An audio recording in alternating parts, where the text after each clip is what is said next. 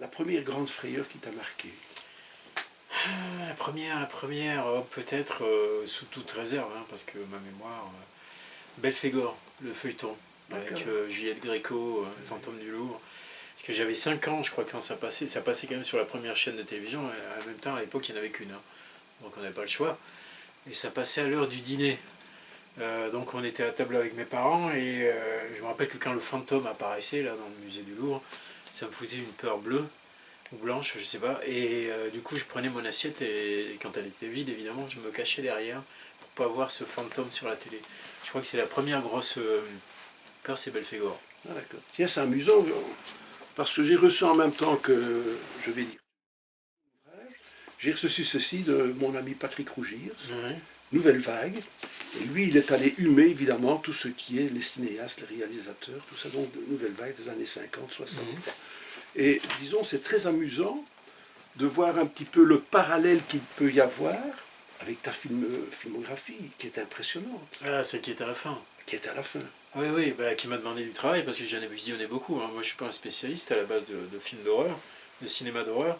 Donc je connaissais tous les classiques, je connaissais les années 20, le docteur Caligari, le cabinet du docteur Caligari, Nosferatu, Murnau évidemment, Vampire de Dreyer et de Dreyer et plein d'autres. Et je connaissais Psychose, L'Exorciste, Rosemary Baby, mais tous les films des années 2000 et 2000, des années 2000-2010, je ne les connaissais pas forcément. Donc j'ai été voir, parce que tous les films de la liste, je les ai vus quand même, hein. C'est pas, voilà, c'est pas sorti de Wikipédia. Et alors avant de les voir, parce qu'il y a quand même tellement de mauvais films sur les plateformes que j'allais voir quand même sur Allociné, les notes de la presse, du public, si c'était en dessous de 3,5, j'y allais pas. Mais j'ai découvert de vraies perles, hein. Il y a des choses, il y a une nouvelle catégorie dans le film d'horreur qu'on appelle Elevated Horror, l'horreur élevée, l'horreur intello en quelque sorte, qui est fait par des réalisateurs comme Jordan Peele, comme Ari Aster, etc.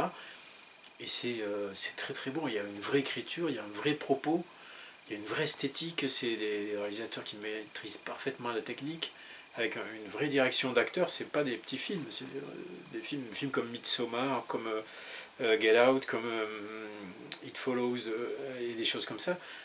C'est vraiment, on est dans du cinéma, quoi, avec un grand C. Tu parles de l'écriture et en t'attendant, j'ai eu un petit peu cette image-là. Dans beaucoup de tes livres précédents, on peut parler qu'il y a une musique des mots. On voit un petit peu cette corde d'instrument qui est tendue toujours. Hier, j'ai vu une émission où il y avait un dépanneur qui retirait d'un fossé aux États-Unis un 4x4. On voyait ce câble tendu qui était prêt à péter à tout moment et qui allait décapiter tous ceux qui étaient autour. Je pense que ton écriture est comme ça dans le dernier.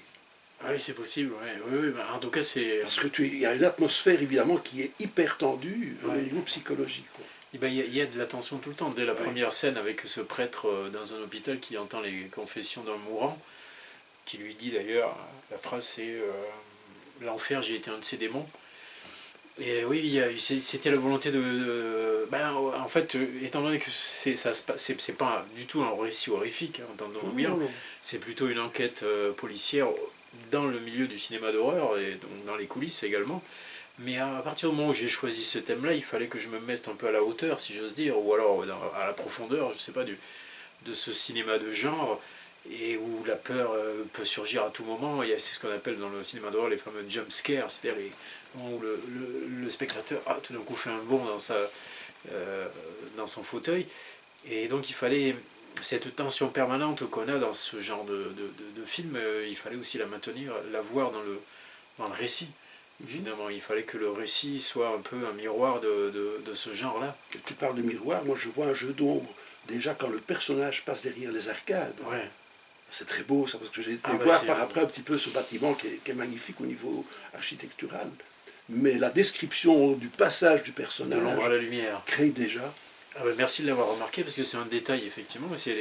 Les détails sont importants, hein, comme le disait Nabokov. Lire un roman, c'est d'abord savourer les détails avant de s'intéresser aux idées générales. Je crois même qu'il parlait de savourer tous les petits soleils du livre, c'est comme ça qu'il appelait les détails, avant de se tourner vers le clair de lune des idées générales.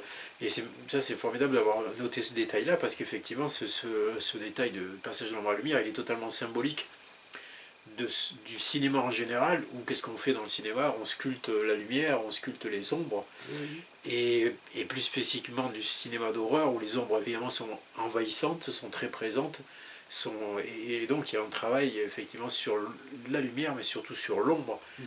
Et il y a beaucoup de scènes nocturnes ou dans l'ombre dans le bouquin, mais effectivement ce passage de Servaz à travers les arcades était totalement symbolique, et ça c'est formidable de l'avoir noté. Je trouve qu'il est souvent en retrait au niveau du récit. Peut-être plus que d'habitude, oui. Voilà, ça c'est le facteur, comme toujours, il n'arrête pas de venir. Le facteur passe toujours deux fois. Toujours deux fois. C'est ça. Donc, mais je vais donc poursuivre. J'ai été attiré surtout par les personnages féminins. Cette flic Gore, elle est extraordinaire. C'est-à-dire, oui. L'enquêtrice. L'enquêtrice, dans la nuit. Oui. J'ai un trou de mémoire tout d'un coup. De qui on parle? J'espère que je ne me trompe pas de roman. C'est pas dans Lucia? Non. Quelle enquêtrice dans... Ah oui, Samira Chung. Voilà, Samira Chung. Pardon. Ouais. Non, parce que pour moi, c'est l'enquêtrice Gore, c'est Lucia. Oui, c'est le roman précédent. D'accord. Moi, je l'ai depuis tellement longtemps dans mon univers que j'ai fait plus attention. Son nom m'échappait, mais oui, Samira Chung. Elle a un look pas possible. Oui, bah, elle est... oui, et puis ce qui est intéressant, c'est que... elle est là depuis le premier roman, on a la petite glacée, elle est franco-sino-marocaine. Voilà. Et en fait, l'idée, quand j'avais eu dès le départ avec Glacé, c'était d'avoir un spectre très large de la société française contemporaine. Donc on avait Irène Ziegler, on avait qui pilotait l'hélicoptère, qui est dans le duo, le binôme Servaz-Ziegler a été un peu...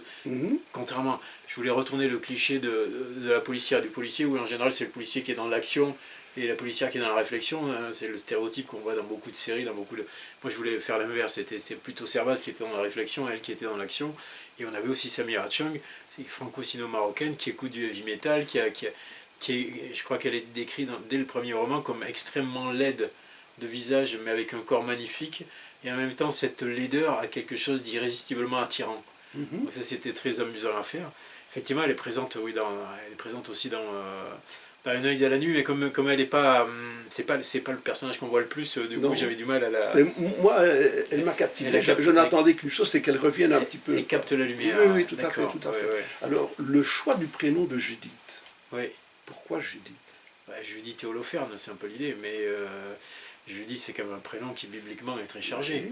Donc, c'est un peu ça l'idée, mais. En fait, c'est surtout parce que j'aimais sa sonorité, plus qu'autre chose. J'ai hésité entre Juliette, Judith, voilà, je sais pas pourquoi, mais c'est souvent une question de musique.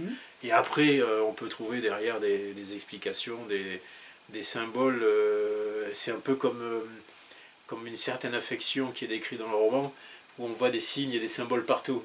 C'est un peu l'idée livre aussi, il y a des signes et des symboles partout, il y a des clins d'œil partout aussi. Dans ce roman-là, il y a plein de clins d'œil au cinéma d'horreur que les vrais fans verront. Voilà, mais c'est pas non plus très important le choix. C'est juste parce que j'aimais la sonorité, mais c'est un prénom biblique aussi, donc tout le monde verra le rapport. Je fais un bond parce que dans ton livre on voyage énormément. L'allusion à l'île Noire. Oui. Tintin, oui, surtout ici, Tintin, on connaît. Il y a sûrement une connotation là derrière, justement, avec cette île qui est là-bas, pas loin, qu'il voit, mais qui fait partie de toute l'atmosphère, parce que ce prêtre, il arrive au bord de plage, il a un regard vers le large, et là, il y a cette île-là. Parle-nous un peu de cet endroit. En fait, c'est un endroit qui existe au départ. Alors, je ne l'ai pas nommé ou je l'ai changé, parce que c'est une île privée, donc... Puis dans le roman, il est habité par un producteur de cinéma qui est quand même très particulier comme personnage. D'ailleurs, je me suis beaucoup amusé avec ces personnages, avec Morbus Delacroix, le réalisateur, avec Kenneth Zorn, le producteur, avec le youtubeur. C'est vraiment des personnages comme quand on est auteur, on a envie de... C'est des personnages qui ont plein de possibilités, avec qui on peut dire plein de choses. Et cette île, elle existe, elle se trouve au large de Ploumanac. Tous les Bretons de la côte de Garnitzros la connaissent. Et effectivement, moi, quand je l'ai vue la première fois en vacances, il y a déjà quelques années, je pensais tout de suite à l'île Noire de Tintin, avec ce gorille à l'intérieur. Et puis, ce qui est intéressant avec cette île, c'est qu'elle est à la fois très proche et est très lointaine. C'est-à-dire que à marée haute et à marée basse, c'est pas du tout la même chanson. Et l'angoisse du prêtre, c'est pas de s'y rendre, c'est comment je vais revenir. Surtout qu'en compagnie d'un personnage pareil, se retrouve enfermé avec ce personnage-là. Après, c'est un décor totalement gothique. C'est le décor du roman gothique par excellence. C'est le décor à la Marie Shelley, voilà, tout le roman victorien. Ce château un peu sombre. Et avec les éléments aussi qui sont tout le temps déchaînés. Moi, j'adore quand les éléments se déchaînent. Donc là, pour le coup, on n'est plus à la montagne comme d'habitude, on est plutôt à la mer et effectivement, la barque est un peu secouée. Mais c'est. Voilà, puis l'île, c'est un endroit. En fait, ce personnage de Kenneth Zorn, il vit dans une espèce d'île mentale. Voilà. Il est plus du tout dans le monde réel. C'est quelqu'un qui a traversé le miroir, en quelque sorte. Comme Morbus de la Croix, du reste. Comme tous ces gens qui gravitent autour du cinéma d'horreur, qui sont dans leur propre monde. Et ce monde-là, bien que voisin du nôtre, et en même temps un monde à part. On est presque à la porte des enfers. Exactement, oui, on pourrait penser que le franchissement de ce petit bras de mer, c'est Dante et Virgile sur leur barque, hein, puisque là on a le guide qui est le producteur, qui est les Zorn, et on a ce pauvre prêtre qui un peu à son corps défendant monte sur cette barque. On peut imaginer que c'est Dante et Virgile qui traversent le fleuve et le Styx et qui se rendent dans les enfers. Mais là, pour lui, c'est extraordinaire. Avec ses moindres sous, il décide de partir, de monter dans le nord, alors qu'il n'a pas les moyens déjà peut-être de partir et de passer une nuit à l'hôtel. Oui, et d'ailleurs il dit à un moment donné qu'il peut-être il demandera à sa sœur de l'aider. Donc, mais en même temps, il a été tellement frappé au départ par cette confession, par ce personnage qui lui confie une enveloppe dont on ne sait pas ce qui se trouve à l'intérieur, mais qui lui dit c'est presque c'est pas une question de vie ou de mort puisqu'il est mourant, mais c'est une question de sauver son âme. Il lui dit c'est au prêtre, si vous voulez sauver mon âme, il faut que vous remettiez cette enveloppe à ce personnage-là qui est le producteur, qui est Nelson, qui vit sur cette île, et donc le prêtre effectivement se comprend qu'il est investi d'une mission et qui est surtout le seul à pouvoir la remplir finalement. Dans ton travail d'écriture, je sais que le rôle de l'écrivain, c'est de tenir son lecteur en haleine, quoi.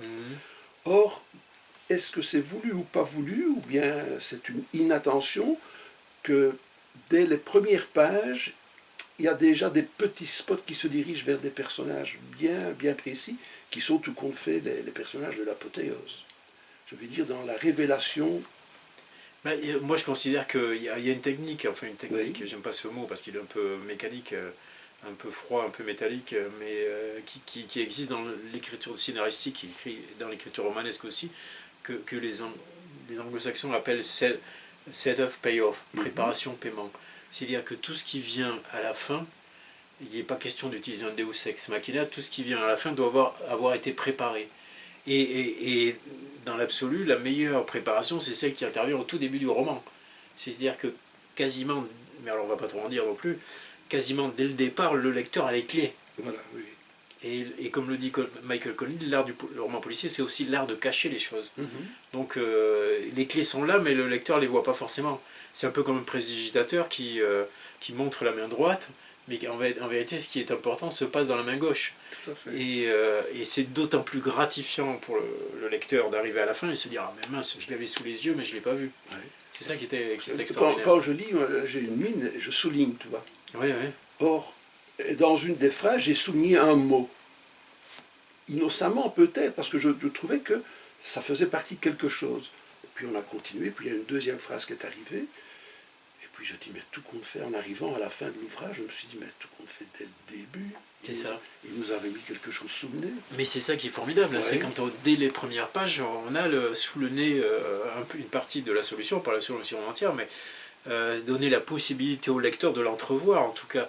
Et plus ça arrive tôt, plus c'est gratifiant à la fin, parce que c'est un peu, c'est Usual Suspect, c'est tous ces romans à twist, et moi j'adore faire ça. Et ce que je détesterais faire, ça m'est arrivé d'en trouver, hein, c'est le Deus Ex Machina, c'est le personnage qui sort de nulle part pour tout expliquer, c'est le personnage qui a tout rêvé et puis qui se réveille à la fin, et donc tout s'explique, toutes les incohérences, ça explique parce qu'en fait c'était juste un rêve ou juste un cauchemar. Et non, la difficulté c'est c'est de ne pas de tromper le lecteur, mais de ne pas tricher avec lui. La première scène dans cette clinique psychiatrique, lorsqu'il y a la disparition d'un des deux patients, c'est la même chose que ce que tu viens de dire. Oui, c'est ça. Tout est là, tout est expliqué, mais on ne le voit pas. C'est ça. Bah, pourtant, tu en as parlé, quoi. Ah ben bien oui, bien sûr, on est obligé d'en parler. Puis c'est le mystère de la chambre jaune en plus pour le coup. Parce que là, on a un personnage on a un personnage qui s'évade d'une manière impossible. Oui. Et en même temps, oui, toutes les clés sont... il faut savoir, il faut lire entre les lignes. Hein, il faut savoir... Et alors, ce qui est intéressant, évidemment, dans ce genre d'exercice, c'est que le lecteur peut relire derrière et se dire, mais oui, c'était là, en fait. C'était là, en fait. Mais je ne l'ai pas vu. Tu connais bien le monde de la psychiatrie, tu connais bien les hôpitaux psychiatriques. Tu as déjà vécu ou passé une nuit pour entendre, écouter. Je vois bien le truc. Non, personnellement, non. J'ai jamais séjourné dans un hôpital psychiatrique, ni comme patient, ni comme praticien. Mais enfin, je les fréquente littéralement depuis pas mal de temps, puisque déglacé, il y avait le fameux Institut Varnier, au fond de cette vallée, où étaient enfermés des personnages reconnus déments par la justice. Et en fait, j'ai eu la chance d'avoir parmi mes lecteurs dans les festivals et salons, j'ai toutes sortes de gens qui viennent me voir. Et parmi ces gens, il y a des infirmiers en psychiatrie qui, en général, me disent, pas au sujet de celui-là, parce qu'il est sorti trop récemment, mais au sujet de Glacé, qui se reconnaissent un peu dans la peinture que j'en fais. Même si l'Institut Varnier, c'est un lieu qui ne peut pas exister. On enferme tous ces criminels épouvantables au même endroit, au fond d'une vallée, au fond d'une montagne, c'est complètement inimaginable, mais ils se reconnaissent néanmoins dans la façon dont sont décrits déjà les thérapies, les affections psychiatriques des patients, les troubles dont ils sont atteints, et oui, ils sont assez contents de la peinture que j'en donne. Évidemment, l'Institut Varnier, c'est une super UMD, hein, une super unité pour malades difficiles. Là, en l'occurrence, c'est quelque chose de très différent, parce que l'hôpital psychiatrique dans mon roman s'appelle Camelot, et c'est un hôpital toulousain. Il y a un personnage qui s'évade, il y en a un qui est tué, on vient de le dire. Et je trouve que cette idée-là m'est venue parce qu'en 2022, en janvier et février 2022, il y a un hôpital psychiatrique toulousain très connu, à peu près, qui est un énorme hôpital, comme celui du roman, qui s'appelle l'hôpital Marchand, Camelot, Marchand, on voit bien le clin d'œil. Et il y a 3 patients reconnus comme d'une certaine dangerosité qui se sont évadés en l'espace de 2 mois de cet hôpital psychiatrique Marchand. Donc ils ont renforcé la sécurité, ils se sont évadés de la manière la plus simple qui soit. Hein. Ils ont pris la porte d'entrée, ils sont partis se balader, quoi.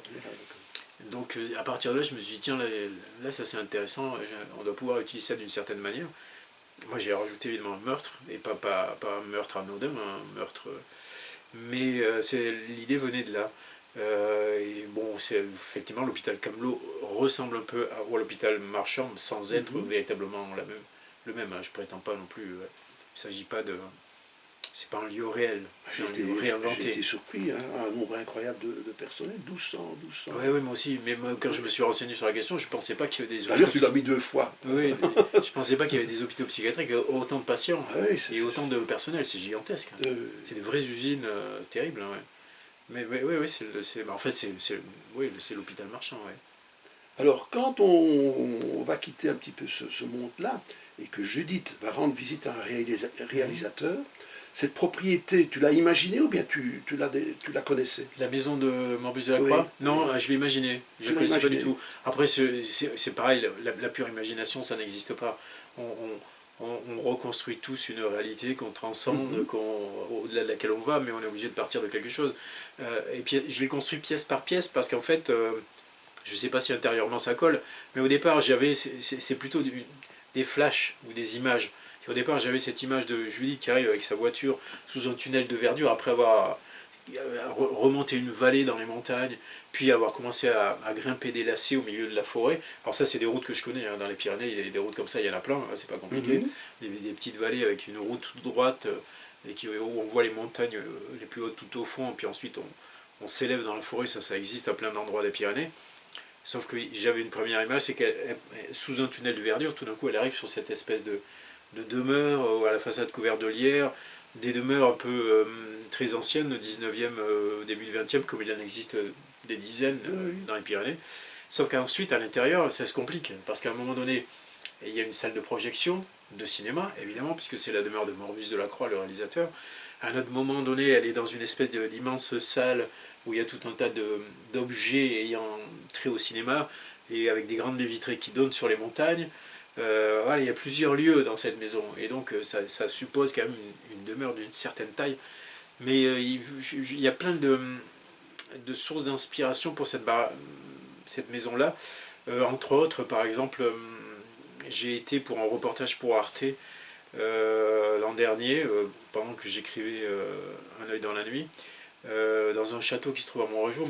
Montrégeau, c'est la petite ville où j'ai grandi. Il y a un château, le château du baron de Lassus, qui est un incroyable château de la Loire implanté dans les Pyrénées, qui m'a inspiré aussi le château de Éric Lombard dans Glacé d'ailleurs. Okay. Et c'est au bout d'un parc, un grand parc. C'est une propriété privée. Je ne sais pas combien ils sont là-dedans, mais ils sont très peu nombreux.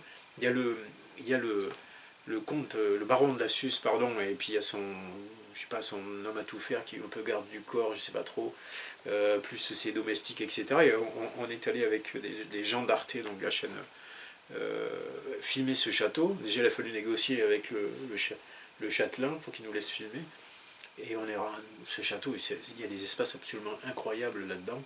Et sans doute, intérieurement, en tout cas, la maison de Morbus de la Croix m'a été en partie inspirée par ce lieu-là. Tiens, il y a un détail que je vais te dire maintenant, que je n'ai pas encore retrouvé dans tes précédents, le coup du miroir à terre dans la salle de projection. Ouais. Tu n'avais pas encore employé ça? Ben non, mais parce que heureusement que je me Comment tu as trouvé ça? Heureusement que je me renouvelle encore. Comment tu as trouvé ça? Parce que c'est génial ça. Ben parce qu'en fait, c'est le principe qui existe depuis dans tout ce livre en particulier. Le cinéma, il ne faut pas oublier que ça naît au départ, le cinéma, c'est l'illusion. Oui. Au départ, Méliès, etc., ils cherchaient quoi? Ils cherchaient en quelque sorte des nouveaux tours de prestidigitation, de magie. Donc le cinéma était pour eux une occasion de faire des tours en quelque sorte. Et donc le cinéma au départ c'est un cinéma de l'illusion, et on a dans tout le roman des passages qui sont des passages de pure illusion. Les signes que Judith voit se multiplier dans la station-service, ou quand elle monte dans la forêt, et effectivement quand Servaz rentre dans cette salle et que Morbus de la Croix ne le regarde pas, lui tourne le dos et lui parle un peu comme Sherlock Holmes souvent. Voilà, hein. Oui. C'est un peu l'esprit, ça pour le coup c'est un clin d'œil à Sherlock Holmes. Il lui dit oui, commandant machin, vous êtes arrivé, et en fait il sait plein de choses sur Servaz sans même l'avoir vu, et Servaz lui dit comment c'est possible. Et effectivement ça va s'éclairer, entre autres avec ce petit subterfuge. C'est parce qu'on est en train de parler de cinéma, et le cinéma est né de l'illusionnisme, de l'illusion. Eh ben, je pense que nos lecteurs vont bien s'amuser. Il y a 1001 prouesses encore à découvrir dans l'écriture. Ah ben merci beaucoup. Bernard, c'est gentil d'être venu me voir. Avec plaisir. Et je te souhaite encore une bonne fin de journée. Ben, j'espère que tu seras entendu.